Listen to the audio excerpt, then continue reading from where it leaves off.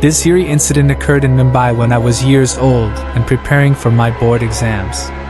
I used to attend late-night classes, and one particular night, I left the class around PM, much later than usual. There were two routes to my home. One was a longer route that took about minutes to reach home, and the other was a shortcut that was deserted after evening.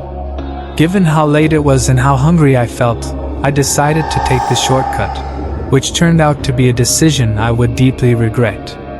The shortcut route required me to cross a railway track and walk approximately a kilometer to reach my home, passing by an old, abandoned hospital.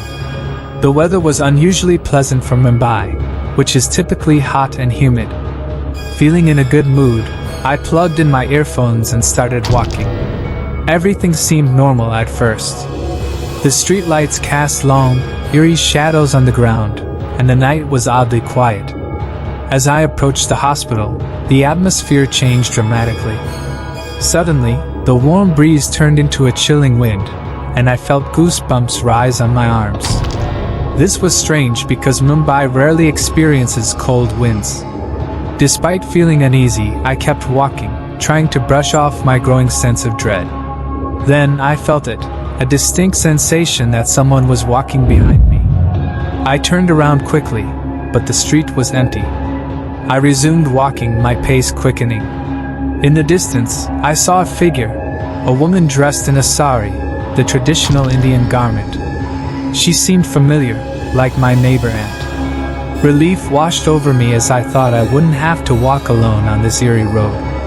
I called out her name, but she didn't respond, just kept walking at the same pace. Determined to catch up to her, I began walking faster, then broke into a jog, and eventually, I was running, calling her name repeatedly. Strangely, no matter how fast I ran, I couldn't close the gap between us. She continued moving at a normal speed, but the distance between us remained constant. My heart pounded in my chest, not from exertion, but from a growing fear. What was happening? I stopped abruptly, trying to make sense of the situation. I stared intently at her, trying to figure out if my eyes were playing tricks on me. And then, in the blink of an eye, she vanished, disappeared into thin air. The road was straight for at least a kilometer, with no side streets or places to hide. There was no way she could have simply vanished. Panic seized me, and I ran as fast as I could, not stopping until I reached the safety of my home. I was so terrified that I developed a fever, which lasted for an entire week. The next day, I recounted the entire incident to my family, but they didn't believe me. They dismissed it, suggesting I needed a break from my studies and that I was merely imagining things. However, the strange occurrences didn't stop. At night, I began feeling a cold, gentle caress on my hair while I was trying to sleep. The sensation was unmistakable, and it filled me with dread.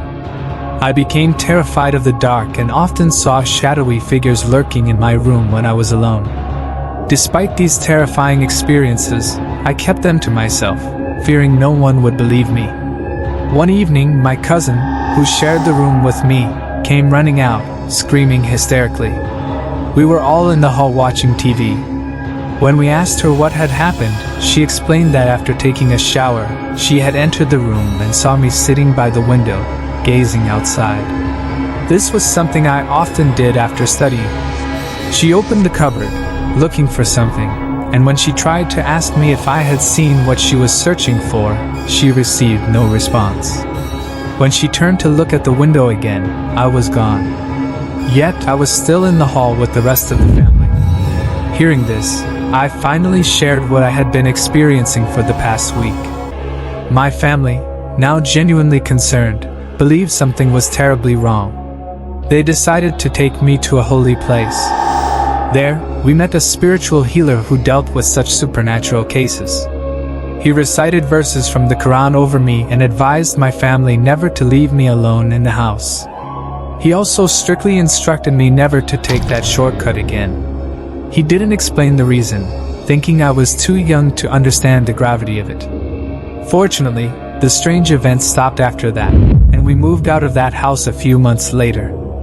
Friends, if you found this story chilling, please like the video, share it, and subscribe to my YouTube channel. Let us know in the comments what you thought of this story. If you have your own spooky story to share, feel free to comment. I'd love to feature your story in an upcoming video. See you in the next one.